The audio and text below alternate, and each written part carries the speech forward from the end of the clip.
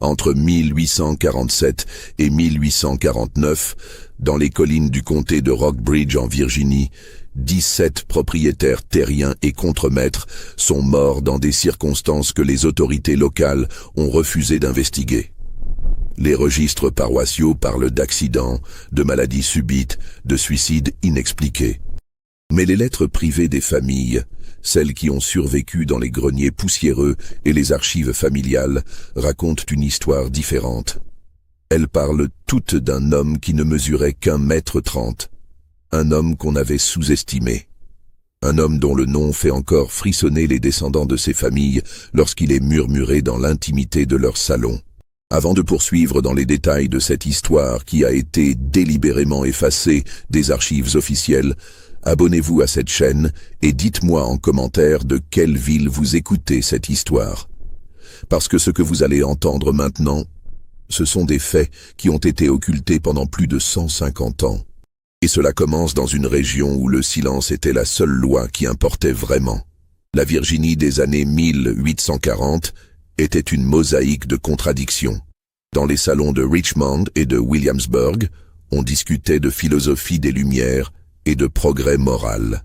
Dans les plantations qui s'étendaient à perte de vue entre les montagnes Blue Ridge et la vallée de Shenandoah, une économie entière reposait sur le travail forcé de milliers d'êtres humains réduits en esclavage. Le comté de Rockbridge, situé dans la vallée, était réputé pour ses fermes de taille moyenne, ses églises presbytériennes strictes et son attachement farouche aux traditions du Sud. Les propriétaires de cette région n'étaient pas les grands planteurs de coton qu'on imagine souvent.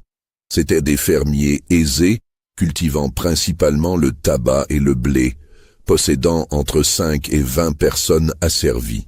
Ils se considéraient comme des hommes respectables, pieux, participant activement à la vie communautaire. Ils assistaient aux offices religieux chaque dimanche, finançaient les écoles pour leurs enfants, débattaient de politique locale avec passion. Mais derrière les façades blanchies à la chaux de leur demeure coloniale, derrière les sermons sur la charité chrétienne et le devoir moral, se cachait une brutalité quotidienne que seuls les esclaves connaissaient vraiment. Les cicatrices sur les dos, les familles séparées lors des ventes aux enchères, les femmes violées dans les granges, les enfants arrachés à leur mère avant même de savoir marcher. Cette violence était tellement banale, tellement intégrée au tissu social, qu'elle ne méritait même pas d'être mentionnée dans les journaux intimes des maîtres. C'était simplement la façon dont les choses fonctionnaient. Dans ce contexte précis, vécut un homme nommé Isaac. Les registres de propriété de la ferme des familles Hutchinson et plus tard des Caldwell le mentionnent à partir de 1832, quand il fut acheté à l'âge présumé de 12 ans lors d'une vente aux enchères à Lexington. Le document le décrit comme un garçon de couleur, de constitution inhabituelle, haut de 48 pouces, sans défaut visible hormis sa taille réduite. Cette constitution inhabituelle était ce qu'on appellerait aujourd'hui du nanisme, probablement une achondroplasie. Isaac ne dépassait pas 1,30 m à l'âge adulte. Dans une société obsédée par la force physique, par la capacité de travail mesurable en heures de labour et en balles de coton récoltées, un homme de cette taille aurait dû être considéré comme sans valeur économique. Pourtant, les mêmes registres montrent qu'Isaac a été vendu et revendu 5 fois entre 1832 et 1844, son prix augmentant à chaque transaction. De $200 initialement, il atteignit presque $800 lors de sa dernière vente documentée. Pourquoi un homme incapable de travailler dans les champs valait-il autant? La réponse se trouve dans les tâches qui lui étaient assignées. Isaac travaillait dans les maisons.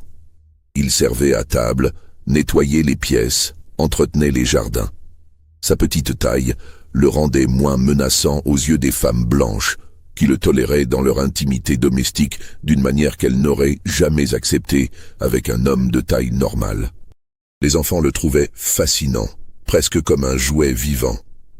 Les maîtres aimaient l'exhiber lors des réceptions, démontrant ainsi leur richesse et leur excentricité.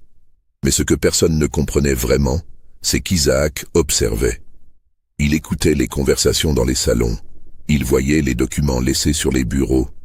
Il entendait les secrets chuchotés entre époux dans les chambres qu'il nettoyait à l'aube. Il connaissait les horaires, les habitudes, les faiblesses, les peurs de chaque membre de chaque famille qu'il avait possédée. Et Isaac se souvenait de tout.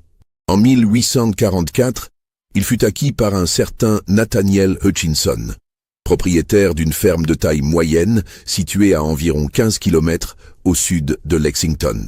Hutchinson était connu pour sa piété ostentatoire et sa cruauté discrète.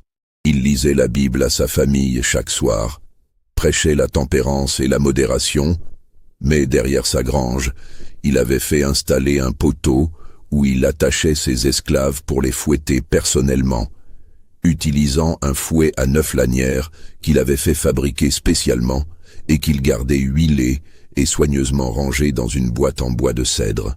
Isaac arriva dans cette ferme en mai 1844. Les autres esclaves de la propriété, une quinzaine de personnes au total, le regardèrent avec un mélange de curiosité et de pitié. Mais Isaac ne cherchait pas leur pitié. Il cherchait quelque chose de beaucoup plus précieux, leur confiance et leur connaissance. Le 23 septembre 1847, Nathaniel Hutchinson fut retrouvé mort dans son bureau privé, situé dans une annexe de sa maison principale. Selon le rapport du coroner, un document bref et formulaire conservé dans les archives du comté, il était décédé d'une hémorragie cérébrale massive. Il avait 52 ans et avait toujours joui d'une santé robuste. Sa femme, Margaret, déclara l'avoir trouvé effondré sur son bureau en fin d'après-midi. Elle était venue lui apporter du thé comme elle le faisait chaque jour à cette heure précise. En entrant dans la pièce, elle l'avait vu immobile, la tête posée sur ses papiers, une tache de sang s'étalant lentement sous son visage. Le docteur Samuel Preston, appelé immédiatement, ne put que constater le décès et attribuer la cause à une rupture d'anévrisme. Les funérailles furent grandioses. Tout le comté se déplaça pour rendre hommage à cet homme respecté, pilier de la communauté presbytérienne locale. On parla de sa générosité, de sa foi inébranlable, de son sens du devoir familial. On ne mentionna pas les cicatrices sur le dos de ses esclaves. On ne mentionna pas non plus Sarah, une jeune femme de 19 ans qu'il avait achetée l'année précédente et qui se trouvait maintenant enceinte de 6 mois, portant un enfant au teint qui ne pourrait jamais être attribué à son mari légitime. 3 semaines après l'enterrement, le contremaître de la ferme Hutchinson, un homme brutal nommé William Yates, tomba malade. Cela commença par des maux de ventre violents, suivis de vomissements incoercibles et de diarrhées sanglantes. Le docteur Preston fut de nouveau appelé. Il diagnostiqua un empoisonnement alimentaire, probablement causé par de la viande avariée. Yates souffrit pendant 4 jours avant de mourir dans des convulsions atroces. Sa veuve, une femme aigrie nommée Constance, accusa immédiatement les esclaves de la cuisine. Elle exigea qu'ils soient tous fouettés et vendus. Mais le shérif du comté, un certain James Crawford, refusa d'intervenir sans preuve concrète. Il avait déjà assez de problèmes avec les tensions croissantes entre abolitionnistes et défenseurs de l'esclavage. Il ne voulait pas déclencher un incident qui pourrait attirer l'attention des journaux du Nord. Margaret Hutchinson, désormais veuve et propriétaire légale de la ferme, licencia Constance Yates et engagea un nouveau contremaître, Henry Dalton, un homme réputé pour sa poigne de fer. Dalton avait travaillé dans plusieurs grandes plantations de Virginie et du Maryland. On racontait qu'aucun esclave n'osait le défier, qu'il pouvait briser la volonté d'un homme rien qu'avec son regard et quelques coups bien placés. Il arriva à la ferme Hutchinson en novembre 1847, déterminé à restaurer l'ordre et la discipline. Isaac, toujours discret dans ses fonctions domestiques, l'observa dès le premier jour. Il nota la façon dont Dalton inspectait chaque recoin de la propriété, la manière dont il interrogeait chaque esclave individuellement, cherchant les signes de rébellion ou de paresse. Il remarqua aussi que Dalton buvait chaque soir dans sa cabane une bouteille de whisky qu'il gardait dans un coffre sous son lit. En janvier 1848, Henry Dalton mourut dans l'incendie de sa cabane. Le feu se déclara en pleine nuit, alors que l'homme dormait dans un état d'ébriété avancé. Lorsque les flammes furent découvertes, il était déjà trop tard. Son corps carbonisé fut retrouvé près de la porte, comme s'il avait tenté de fuir mais n'avait pas réussi à déverrouiller le loquet. Des témoins rapportèrent que la porte semblait coincée, peut-être gonflée par l'humidité hivernale. Cette fois, Margaret Hutchinson eut peur. 3 hommes morts en l'espace de 4 mois. Ce n'était pas normal. Ce n'était pas naturel. Elle consulta le pasteur de sa paroisse, le révérend Thomas Ellsworth, un homme austère qui prêchait la prédestination et la colère divine.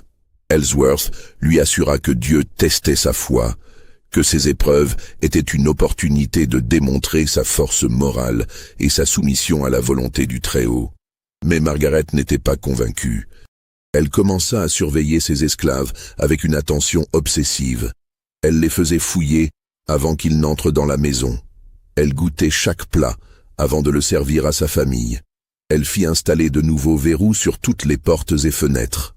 La peur s'était installée dans cette demeure autrefois si ordonnée, et cette peur suintait dans chaque regard, chaque geste, chaque silence prolongé.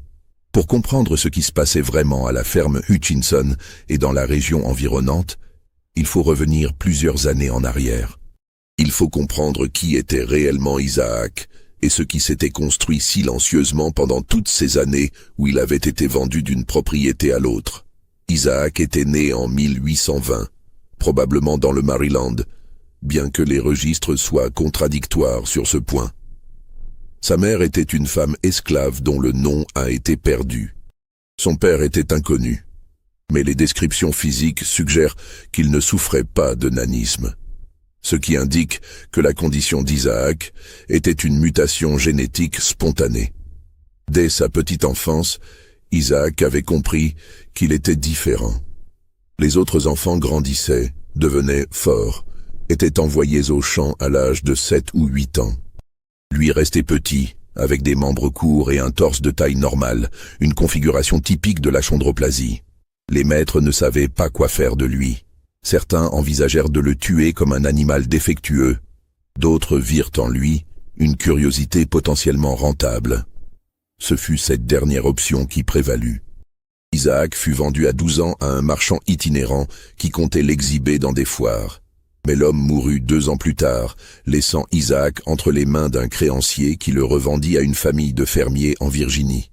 Et c'est là, dans les maisons où il fut affecté aux tâches domestiques, qu'Isaac reçut une éducation inhabituelle pour un esclave. Les enfants blancs des familles qui le possédaient le trouvaient amusant. Ils lui apprenaient à lire et à écrire, comme on apprend des tours à un animal de compagnie. Ils lui montraient leurs livres, lui expliquaient les leçons qu'ils avaient apprises à l'école.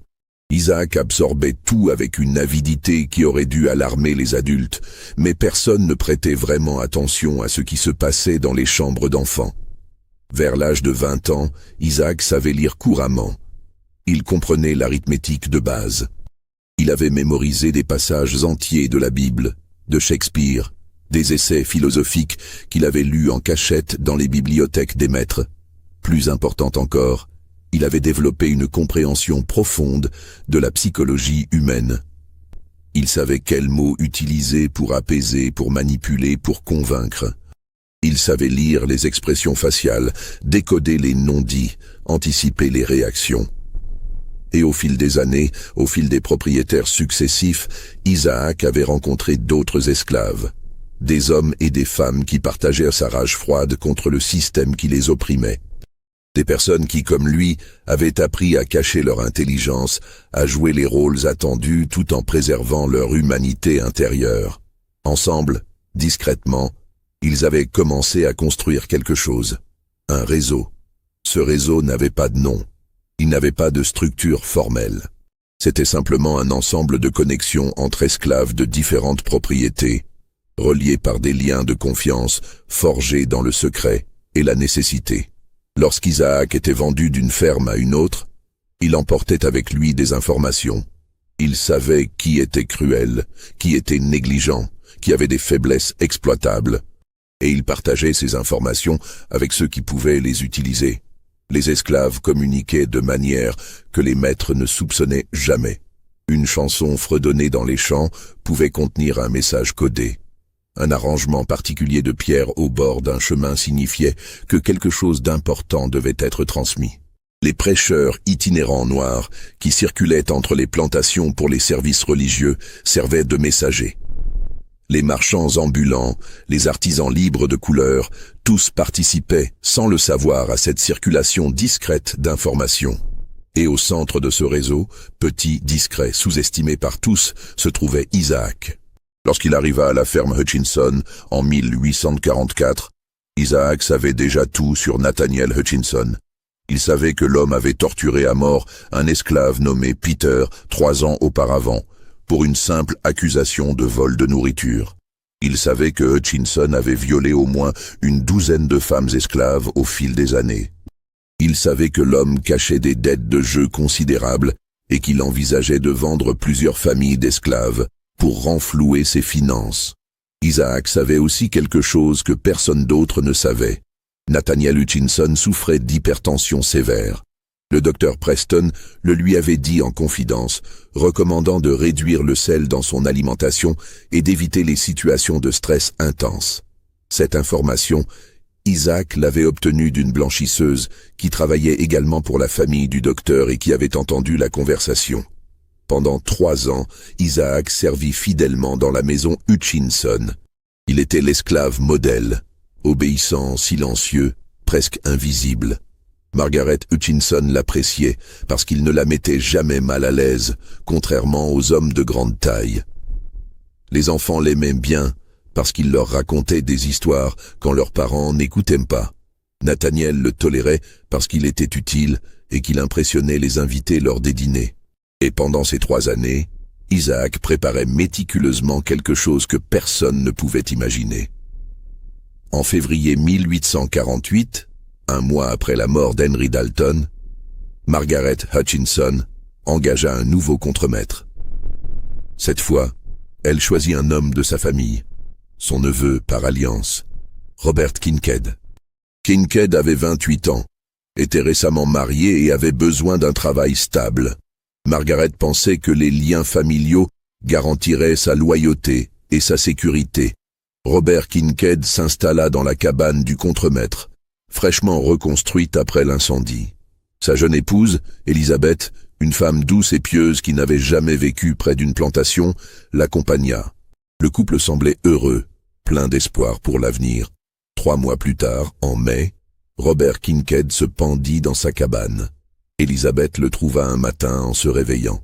Il avait utilisé une corde d'attelage et s'était pendu à une poutre du plafond. Il n'y avait pas de lettre d'explication. Aucun signe avant-coureur de dépression ou de désespoir. Elizabeth était inconsolable. Elle jura que son mari était parfaitement heureux la veille au soir. Ils avaient dîné ensemble, avaient ri, avaient fait des projets pour l'avenir. Comment était-ce possible qu'il se tue quelques heures plus tard? Cela n'avait aucun sens. Le révérend Ellsworth refusa de l'enterrer en terre consacrée, conformément aux règles de l'église presbytérienne concernant les suicidés. Robert Kincaid fut enterré dans un coin isolé du cimetière communautaire, sans cérémonie, sans pierre tombale appropriée. Elizabeth quitta la région quelques semaines plus tard, brisée par le chagrin et le scandale. Margaret Hutchinson sombrait maintenant dans une paranoïa profonde. 4 hommes morts. 4 hommes qui avaient tous exercé une autorité directe sur ses esclaves. La coïncidence était trop flagrante pour être ignorée. Elle convoqua le shérif Crawford et exigea une enquête approfondie. Crawford interrogea tous les esclaves de la propriété. Il inspecta les lieux des décès.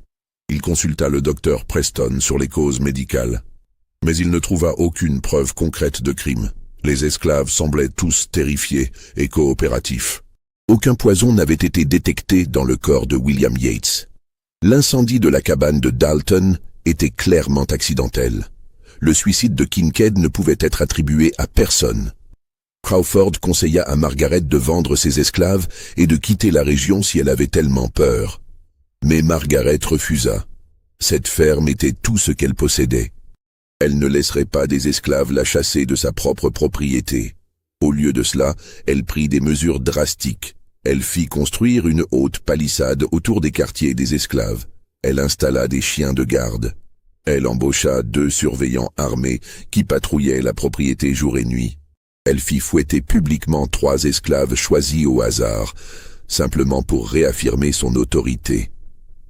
Isaac assista à ces fouettages sans broncher, son visage petit et impassible ne trahissant aucune émotion. Il porta les seaux d'eau qui lavèrent le sang des dos déchirés. Il nettoya le fouet après son utilisation et le rangea soigneusement dans la remise où Margaret l'avait fait déplacer, loin de la grange où son mari l'avait gardé. Mais la nuit, dans les quartiers des esclaves, Isaac parlait. Il parlait doucement, avec des mots soigneusement choisis, à ceux qui étaient prêts à l'écouter. Il ne parlait pas de vengeance directe. Il ne proposait pas de révolte ouverte. Il parlait simplement de connaissances, de plantes qui poussaient dans les bois environnants, de substances qui pouvaient causer tel ou tel effet, de faiblesses humaines qui pouvaient être exploitées, de moments de vulnérabilité, de portes qui ne fermaient pas bien, de chiens qui pouvaient être apaisés avec le bon traitement. Il partageait des connaissances comme on partage des recettes de cuisine ou des remèdes de grand-mère. Jamais il ne donnait d'ordre. Jamais il ne suggérait explicitement une action. Il se contentait d'informer, d'éduquer, de permettre aux autres de tirer leurs propres conclusions. En juin 1848, les événements s'étendirent au-delà de la ferme Hutchinson. Un propriétaire voisin, Joshua Brennan, tomba gravement malade après avoir assisté à un dîner chez Margaret. Il souffrit de fièvre récurrente pendant des semaines avant de mourir finalement en juillet. Le docteur Preston diagnostiqua une infection généralisée, probablement causée par une blessure infectée que Brennan avait négligé de traiter. Mais Brennan était connu pour sa cruauté exceptionnelle. On racontait qu'il marquait ses esclaves au fer rouge sur le visage pour les identifier plus facilement. On disait qu'il avait fait arracher les dents de l'un d'eux avec des tenailles, simplement parce que l'homme avait souri au mauvais moment. En août, un marchand d'esclaves itinérant nommé Silas Greer fut retrouvé mort sur la route entre Lexington et Natural Bridge. Son cheval l'avait apparemment désarçonné, et il s'était brisé la nuque dans la chute. Greer était réputé pour séparer délibérément les familles lors de ses ventes, vendant les enfants à un acheteur et les parents à un autre, maximisant ainsi ses profits en créant des situations de désespoir où les esclaves accepteraient n'importe quel prix pour rester ensemble. En septembre, le fils aîné d'un riche propriétaire du comté voisin, un jeune homme arrogant de 22 ans nommé Edmund Talbot, fut piétiné par son propre cheval. L'animal, normalement docile, était devenu soudainement fou furieux pendant que Talbot le montait, désarçonnant son cavalier et le frappant à coups de sabot jusqu'à ce qu'il ne soit plus qu'une masse sanglante. Talbot était connu pour violer systématiquement les jeunes filles esclaves, certaines n'ayant pas plus de 14 ou 15 ans. Les familles des victimes ne voyaient pas encore le schéma. Chaque mort semblait isolée, expliquée par des circonstances malheureuses mais plausibles. Pourtant, dans les quartiers d'esclaves de toute la région, un murmure commençait à circuler. Un murmure qui parlait d'un homme petit, d'un homme qui savait des choses, d'un homme qui n'oubliait jamais et qui réglait les comptes avec une patience infinie. Si cette histoire vous donne des frissons dans le dos, appuyez sur le bouton « J'aime » et dites-moi en commentaire ce que vous pensez qu'il va se passer. Parce que ce que vous allez entendre maintenant est encore plus troublant que tout ce qui précède. À l'automne 1848, la panique commença vraiment à s'installer parmi les propriétaires blancs du comté de Rockbridge. Les morts s'accumulaient, et même les plus sceptiques ne pouvaient plus ignorer le schéma troublant qui se dessinait. Tous les hommes qui mouraient avaient un point commun. Ils avaient été particulièrement cruels envers leurs esclaves. Un comité informel se forma, composé des propriétaires les plus influents de la région. Ils se réunissaient en secret, généralement dans la bibliothèque de l'un d'entre eux, porte verrouillée et domestiques renvoyés. Ils discutaient à voix basse, comparaient les cas, cherchaient des explications rationnelles. Certains parlaient de coïncidences. Après tout, des gens mouraient tout le temps, de maladies, d'accidents, de vieillesse. Le fait que plusieurs propriétaires cruels soient morts en peu de temps pouvait être simplement le hasard, ou peut-être même un jugement divin contre leurs péchés. D'autres étaient plus inquiets. Il voyait une main humaine derrière ces événements. Il parlait de conspiration, de réseaux organisés d'esclaves, peut-être même d'abolitionnistes du Nord qui auraient infiltré la région.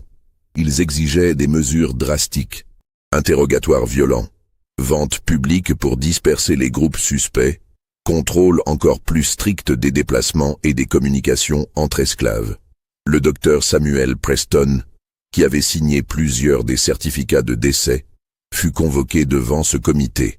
Les hommes lui demandèrent de revoir ses diagnostics, de chercher des signes d'empoisonnement ou de violence criminelle qu'il aurait pu manquer. Preston était un homme de science, formé à l'université de Pennsylvanie, respecté pour son expertise médicale. Il examina soigneusement chaque cas, relut ses notes, consulta ses manuels de médecine. Sa conclusion fut claire. Tous les décès pouvaient être expliqués par des causes naturelles ou accidentelles. L'hémorragie cérébrale de Hutchinson était cohérente avec son hypertension non traitée. Les symptômes de Yates correspondaient à un empoisonnement alimentaire par de la viande de porc contaminée.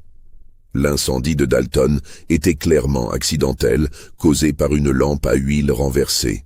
Le suicide de Kincaid ne présentait aucun signe de contrainte. Les autres cas étaient tout aussi explicables. Mais Preston admit une chose troublante. Certains poisons, particulièrement ceux dérivés de plantes locales, étaient pratiquement indétectables après la mort, surtout si le corps n'était autopsié que plusieurs jours après le décès. La strychnine, l'arsenic, la digitale, l'aconite, la ciguë, toutes ces substances étaient disponibles dans la nature ou pouvaient être obtenues discrètement. Les symptômes qu'elles causaient pouvaient facilement être confondus avec des maladies naturelles. Cette déclaration ne fit qu'alimenter la paranoïa. Les propriétaires commencèrent à soupçonner tout et tout le monde. Ils ne mangeaient plus de nourriture préparée par leurs esclaves sans la faire goûter d'abord. Ils vérifiaient leur sel avant de monter. Ils inspectaient leurs chambres pour s'assurer qu'aucun objet dangereux n'avait été laissé là. Ils dormaient avec des pistolets chargés sous leurs oreillers. Cette atmosphère de suspicion et de peur affectait aussi les esclaves. Les propriétaires, terrifiés, devenaient encore plus brutaux dans leurs mesures de contrôle. Les fouettages augmentèrent en fréquence et en sévérité. Les restrictions sur les déplacements devinrent draconiennes. Certains propriétaires firent construire des cellules de détention individuelles où ils enfermaient leurs esclaves chaque nuit, les libérant seulement à l'aube pour le travail quotidien. Mais malgré toutes ces mesures, les morts continuaient. En octobre, un surveillant particulièrement sadique nommé Luther Peabody mourut d'une chute dans un puits. Son corps ne fut découvert que 3 jours plus tard, lorsque les esclaves se plaignirent d'une odeur nauséabonde près du puits de la propriété. Peabody portait encore son fouet à la ceinture quand on le remonta. En novembre, c'est un pasteur baptiste qui prêchait régulièrement sur la légitimité biblique de l'esclavage qui succomba à une crise cardiaque pendant son sommeil.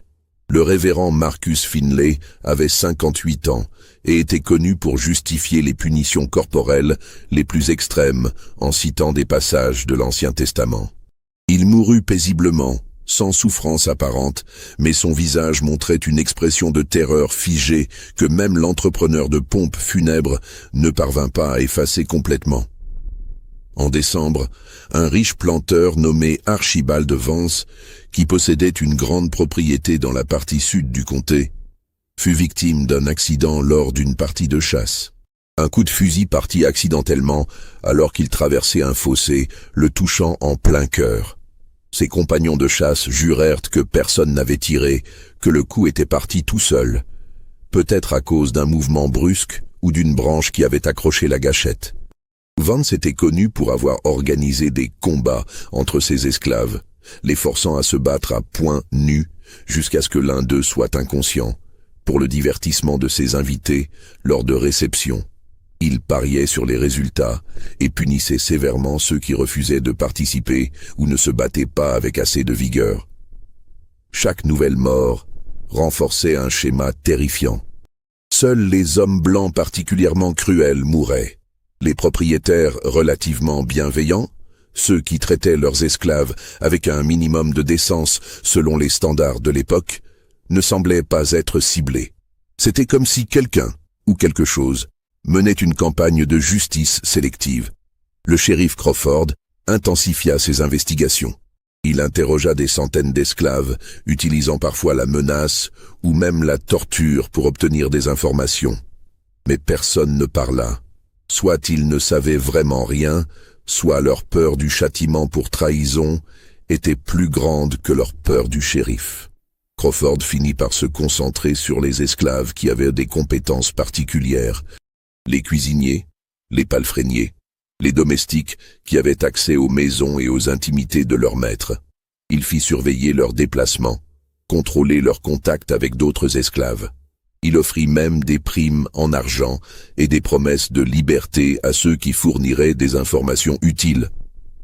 Et c'est dans ce contexte qu'Isaac attira finalement l'attention. Un des adjoints du shérif, un jeune homme ambitieux nommé Daniel Fletcher, remarqua quelque chose d'intéressant en compilant les registres de propriété. Isaac était le seul esclave qui avait appartenu à 3 des victimes à différents moments de sa vie.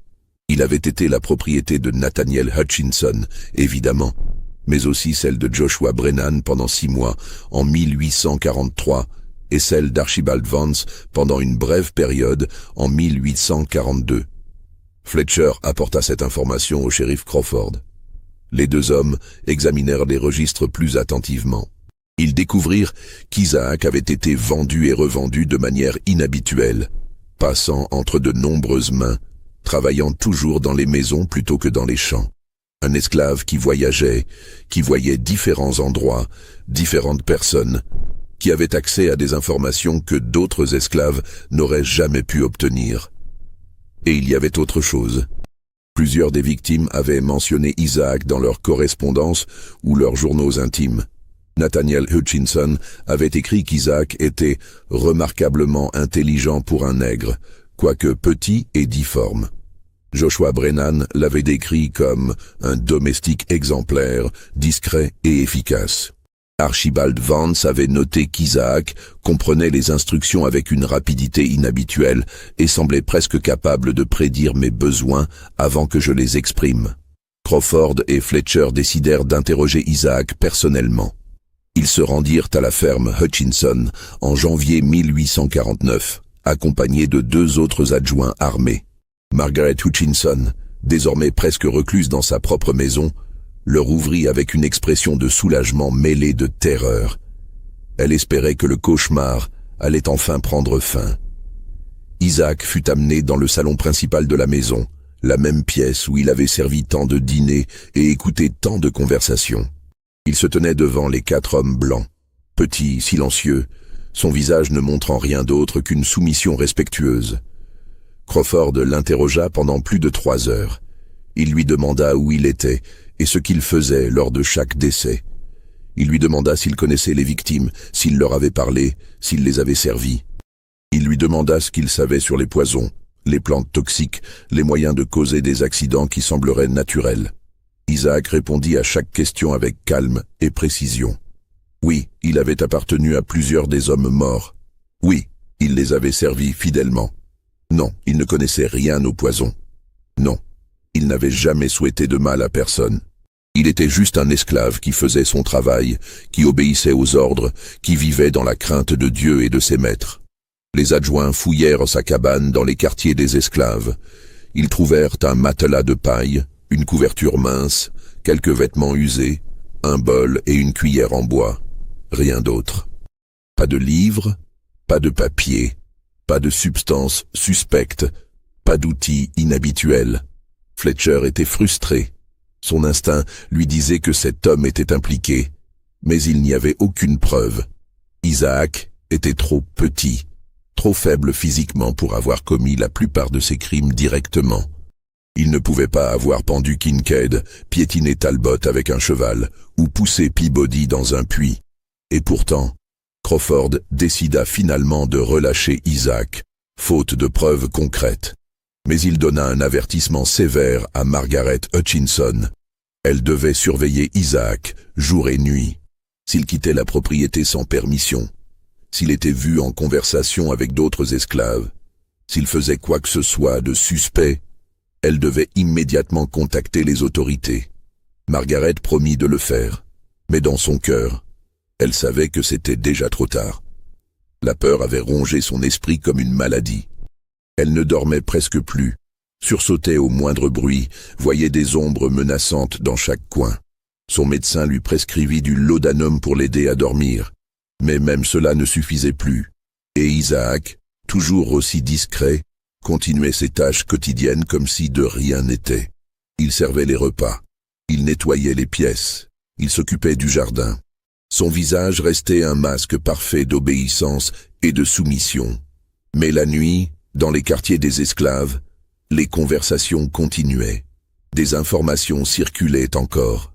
Des connaissances étaient partagées. Des plans se formaient silencieusement dans l'obscurité. En février 1849, le révérend Thomas Ellsworth organisa une réunion extraordinaire de tous les propriétaires d'esclaves du comté. La rencontre eut lieu dans l'église presbytérienne de Lexington, un dimanche après-midi, porte close et garde postés à l'extérieur. Ellsworth, du haut de sa chaire, s'adressa à l'assemblée avec la gravité d'un prophète de l'Ancien Testament. Il parla de malédiction, de jugement divin, de péchés qui devaient être expiés. Il suggéra que peut-être, la Providence utilisait ces événements pour rappeler aux propriétaires leurs devoirs chrétiens envers ceux qui leur avaient été confiés par Dieu. Cette interprétation ne plut pas à tout le monde. Plusieurs hommes se levèrent pour protester. Ils n'avaient commis aucun péché en maintenant l'institution divine de l'esclavage. Ils n'avaient fait qu'exercer leur droit légitime de propriété et de discipline. Si quelqu'un devait être jugé, c'étaient les esclaves rebelles qui complotaient contre l'ordre naturel des choses. Le débat dura des heures, devenant de plus en plus houleux. Certains proposaient des mesures extrêmes. Vendre tous les esclaves du comté et importer une nouvelle main-d'œuvre qui ne serait pas contaminée par les idées de rébellion. D'autres suggéraient d'interdire complètement l'éducation religieuse des esclaves, car c'était dans les réunions de prière que les complots se formaient probablement. Finalement, un consensus émergea. Le comté engagerait un chasseur d'esclaves professionnel du Maryland, un homme nommé Caleb Marsh, réputé pour sa capacité à briser les réseaux de résistance et à identifier les meneurs. Marsh viendrait avec ses hommes et ses chiens, et il nettoierait le comté de toute velléité de rébellion. Caleb Marsh arriva 3 semaines plus tard, en mars. C'était un homme massif, au visage marqué par la petite vérole, aux mains comme des battoirs de boucher. Il amenait avec lui 5 assistants, tous aussi brutaux que leur chef, et une meute de chiens dressés spécifiquement pour traquer les esclaves fugitifs. Marsh établit son quartier général dans une grange abandonnée aux abords de Lexington. Il commença méthodiquement à interroger les esclaves de chaque plantation, utilisant des méthodes que même les propriétaires les plus endurcis trouvaient excessives. Les cris qui sortaient de cette grange la nuit étaient audibles à plusieurs centaines de mètres. Mais Marsh ne trouvait rien, ou plutôt il ne trouvait que du silence. Même sous la torture, même sous la menace de mort, les esclaves ne parlaient pas. Soit ils ne savaient vraiment rien, soit leur solidarité était absolue. Après 2 semaines de cette campagne de terreur, Marsh admit qu'il était confronté à quelque chose d'inhabituel. Dans sa longue carrière, il avait toujours réussi à briser au moins quelques individus, à obtenir des aveux, à démanteler des réseaux. Mais ici, c'était comme si les esclaves formaient un seul organisme, partageant une volonté commune, protégeant un secret que personne ne voulait révéler. Le 28 mars, Caleb Marsh se rendit personnellement à la ferme Hutchinson pour interroger Isaac. Il avait entendu parler de ce petit homme qui semblait être au centre de plusieurs coïncidences troublantes. Il voulait voir par lui-même. Margaret Hutchinson fit venir Isaac dans le salon. Marsh l'examina avec le regard d'un expert en bétail évaluant un animal à vendre. Il nota la taille réduite, les proportions inhabituelles du corps, l'intelligence évidente qui brillait dans les yeux. « On me dit que tu es un domestique très compétent », commença Marsh d'une voix traînante. « Je fais de mon mieux, maître », répondit Isaac, les yeux baissés. « On me dit aussi que tu as appartenu à plusieurs des hommes qui sont morts ces derniers mois. Quelle coïncidence remarquable, n'est-ce pas? Je ne sais rien sur ces morts, maître. Je suis juste un serviteur fidèle. Marsh se leva et s'approcha d'Isaac, le dominant de toute sa masse. Il posa une main énorme sur l'épaule d'Isaac, serrant juste assez fort pour faire comprendre la menace implicite. « Je vais te dire quelque chose, petit homme. J'ai brisé des esclaves 10 fois plus forts que toi. J'ai fait parler des hommes qui juraient qu'ils préféreraient mourir. Et je peux te faire parler aussi, si tu caches quelque chose. Je ne cache rien, maître. Je ne sais rien. » Margaret Hutchinson, observant la scène depuis le pas de la porte, sentit son estomac se nouer. Il y avait quelque chose dans la voix d'Isaac, quelque chose de presque imperceptible qui ne correspondait pas à ses paroles soumises. Une note peut-être de défi, d'amusement? Non, c'était impossible. Isaac était toujours si obéissant, si docile. Marsh emmena Isaac dans la grange, accompagné de 2 de ses hommes. Ce qui se passa là pendant les 3 heures suivantes ne fut jamais officiellement documenté. Mais les esclaves qui travaillaient dans les champs environnants entendirent les cris. Ils virent Marsh et ses hommes ressortir, couverts de sueur, les vêtements tachés de sang. Isaac fut ramené au quartier des esclaves, à peine conscient, son petit corps couvert de contusions et de coupures. Les autres esclaves le soignèrent du mieux qu'ils purent, utilisant des remèdes traditionnels à base de plantes, nettoyant ses blessures, lui donnant de l'eau. Marsh, frustré de n'avoir rien obtenu malgré la brutalité de son interrogatoire, quitta la ferme Hutchinson en jurant qu'il reviendrait. Il était convaincu qu'Isaac savait quelque chose, mais il n'avait aucune preuve, et il ne pouvait pas le tuer sans l'accord de sa propriétaire légale. Cette nuit-là, alors qu'Isaac gisait sur son matelas de paille, conscient mais incapable de bouger à cause de la douleur, les autres esclaves se rassemblèrent autour de lui. Une vieille femme nommée Ruth, qui avait été vendue de plantation en plantation pendant plus de 40 ans et qui servait de sage-femme et de guérisseuse pour la communauté esclave, s'agenouilla près de lui. « Pourquoi tu ne leur as rien dit ?» demanda-t-elle doucement. « Tu savais qu'ils te feraient du mal. » Isaac ouvrit les yeux, son regard croisant celui de Ruth. Et pour la première fois depuis des années, son masque tomba. Un sourire apparut sur son visage tuméfié, un sourire qui contenait des années de rage froide et de détermination inflexible.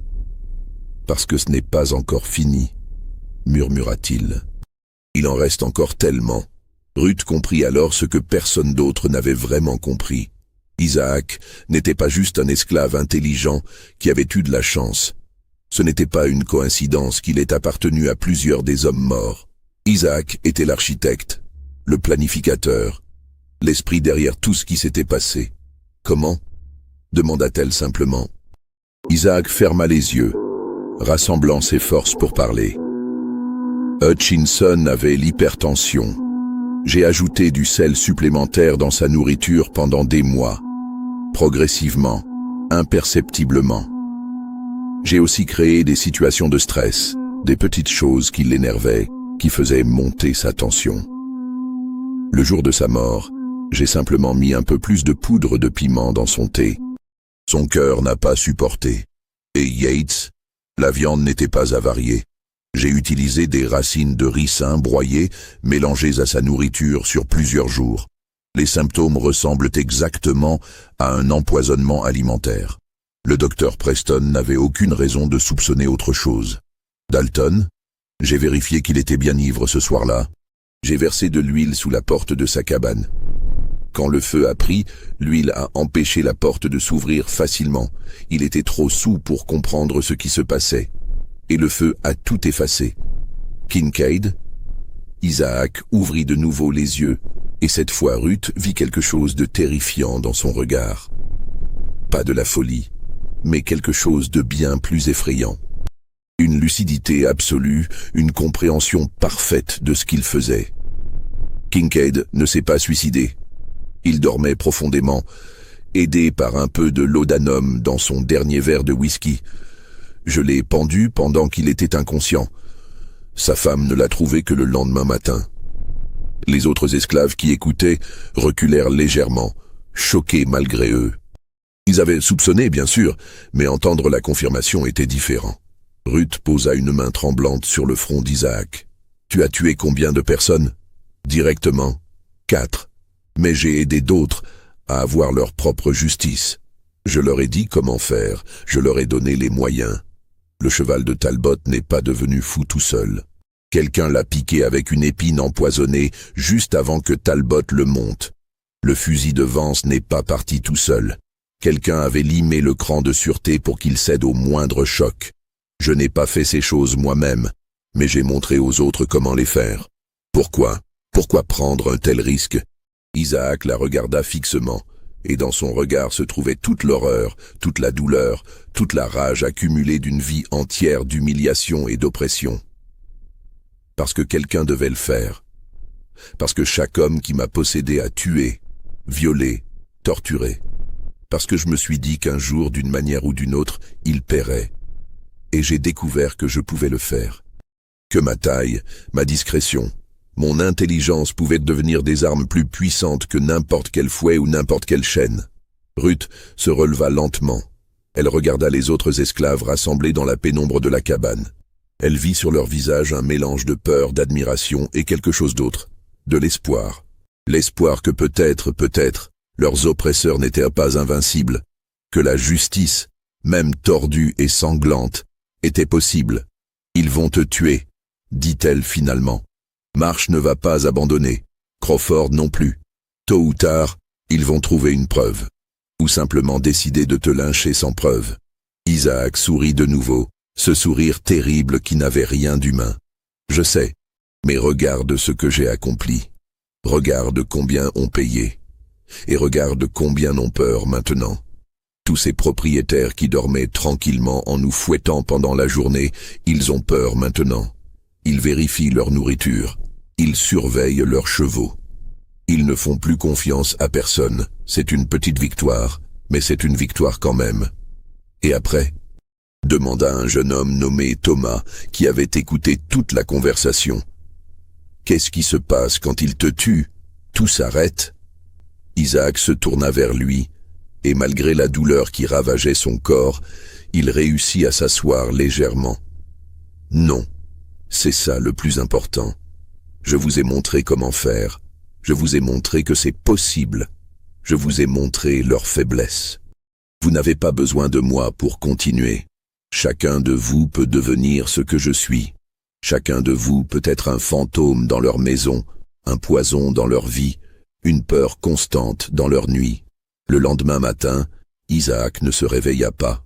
Les blessures infligées par Marsh et ses hommes avaient causé des hémorragies internes que les remèdes traditionnels ne pouvaient pas guérir. Il mourut dans son sommeil, entouré de ceux qui l'avaient écouté, de ceux à qui il avait donné quelque chose qui n'avait pas de prix, la connaissance que la résistance était possible. Margaret Hutchinson fut informée de sa mort avec un mélange de soulagement et d'inquiétude. Soulagement parce que le principal suspect était maintenant mort.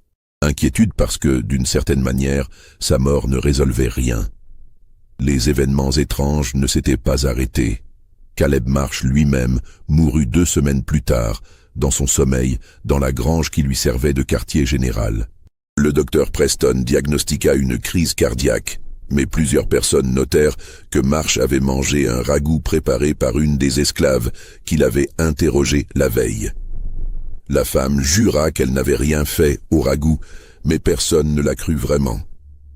Elle fut vendue à un marchand itinérant quelques jours plus tard et disparut dans les routes du Sud.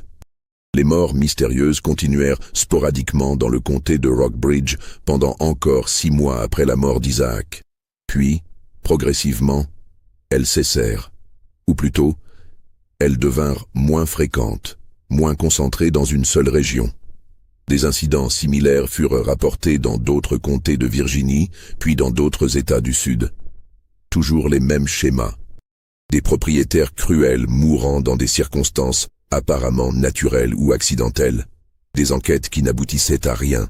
Des esclaves qui ne parlaient jamais. Les autorités finirent par attribuer les événements de Rockbridge à une coïncidence malheureuse amplifiée par l'hystérie collective. Dans les rapports officiels, Isaac fut mentionné comme un suspect potentiel, mais jamais confirmé, mort avant que des preuves concluantes puissent être rassemblées. L'affaire fut officiellement close en 1850. Margaret Hutchinson ne se remit jamais complètement. Elle vécut encore 12 ans, de plus en plus recluse, de plus en plus paranoïaque. Elle finit par vendre sa ferme en 1858 et déménagea chez sa sœur à Richmond. Elle mourut en 1861, peu avant le début de la guerre de sécession, emportant avec elle ses terreurs et ses secrets. Le shérif Crawford continua son travail jusqu'en 1855, puis démissionna subitement et quitta la Virginie pour s'installer dans le Michigan. Il ne donna jamais d'explication publique pour ce départ précipité, mais ses lettres privées à sa famille parlent de cauchemars récurrents et d'une atmosphère malsaine dans le comté de Rockbridge. Le docteur Preston resta dans la région jusqu'à sa mort en 1863. Dans ces dernières années, il devint un abolitionniste discret, aidant secrètement le Underground Railroad. Dans son journal intime, découvert après sa mort, il écrivit une entrée troublante datée de 1852. Je repense souvent à ces morts mystérieuses de 1847 à 1849. À l'époque, je jurais que toutes étaient d'origine naturelle ou accidentelle. Aujourd'hui, avec le recul, je me demande si je ne me suis pas menti à moi-même.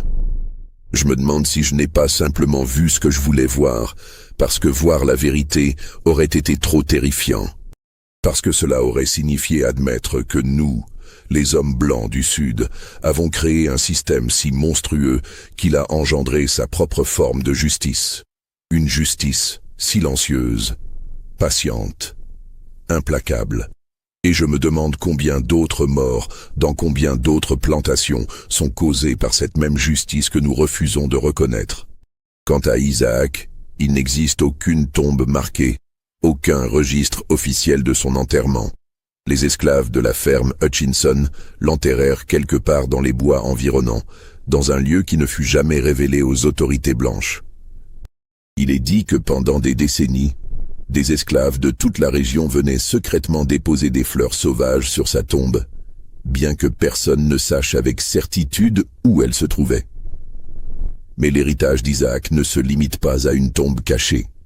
Dans les traditions orales des communautés afro-américaines de Virginie, transmises de génération en génération jusqu'au début du XXe siècle, on raconte l'histoire d'un homme petit mais sage, qui enseigna aux opprimés que l'intelligence et la patience pouvaient être des armes plus puissantes que la force brute.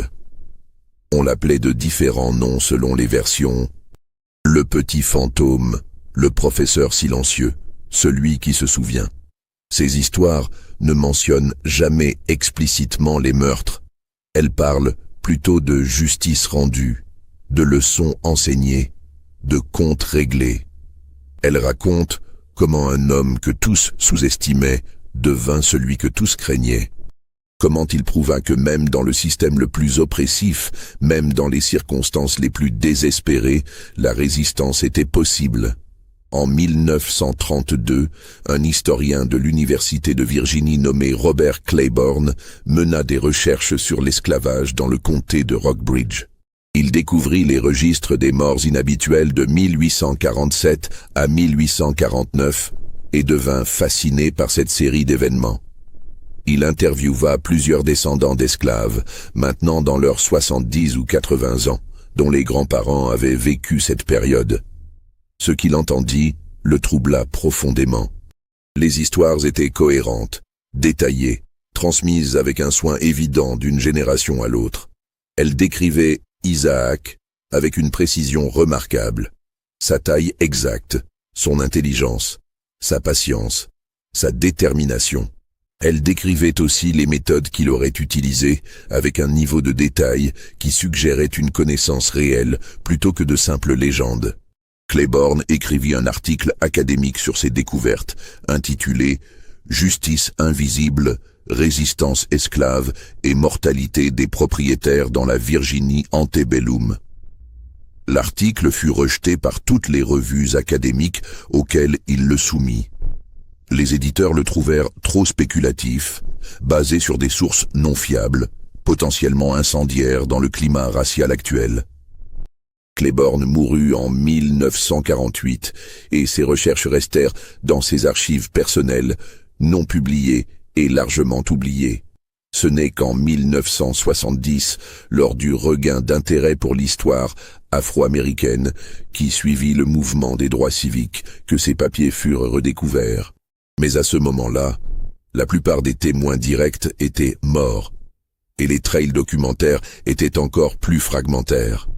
Aujourd'hui, dans les archives du comté de Rockbridge, on peut encore trouver les registres de propriété mentionnant Isaac. On peut lire les certificats de décès signés par le docteur Preston. On peut consulter les rapports lacunaires du shérif Crawford. Mais tout cela ne forme qu'un puzzle incomplet, avec des pièces manquantes et des zones d'ombre que personne n'a jamais réussi à éclaircir complètement. La question reste, Isaac était-il vraiment un meurtrier en série calculateur, utilisant son intelligence et sa position pour orchestrer une campagne de vengeance méthodique? Ou était-il simplement un bouc émissaire commode sur qui les propriétaires terrifiés projetaient leur peur et leur culpabilité? Les morts étaient-elles vraiment des meurtres déguisés ou simplement une série de coïncidences que l'hystérie collective a transformées en conspiration? Les historiens ne s'accordent pas. Certains soutiennent que les preuves sont trop circonstancielles pour conclure à quoi que ce soit de définitif. D'autres argumentent que le schéma est trop clair pour être ignoré, que la persistance des traditions orales suggère une base de vérité. Mais peut-être que la vérité importe moins que ce que l'histoire représente. Qu'Isaac ait été un meurtrier réel ou une figure mythologique créée par l'imagination collective des esclaves, son histoire incarne quelque chose d'essentiel. Le refus d'accepter l'oppression comme inévitable. La transformation de la faiblesse apparente en force, l'utilisation de l'intelligence contre la brutalité. Dans le comté de Rockbridge aujourd'hui, il ne reste presque rien de cette période sombre. Les fermes ont été vendues et revendues, transformées en propriétés modernes ou en vignobles touristiques. Les quartiers des esclaves ont été démolis depuis longtemps. Les descendants des propriétaires blancs et des esclaves noirs vivent côte à côte, liés par une histoire qu'ils comprennent différemment. Mais parfois, dans les conversations privées, dans les histoires racontées lors de réunions familiales, le nom d'Isaac refait surface. Toujours avec un mélange de respect et de peur, toujours comme un rappel que l'oppression crée ses propres formes de résistance, toujours comme une question sans réponse. Jusqu'où peut aller un homme pour obtenir justice quand toute forme légale de justice lui est refusée? Cette histoire vous a-t-elle donné à réfléchir? Pensez-vous qu'Isaac était vraiment ce tueur méthodique, ou que tout cela n'était qu'une coïncidence amplifiée par la paranoïa? Y a-t-il une justice morale dans ce qu'il aurait fait, ou était-ce simplement du meurtre déguisé en vengeance? Dites-moi ce que vous en pensez dans les commentaires. Abonnez-vous pour plus d'histoires troublantes tirées des archives oubliées de l'histoire.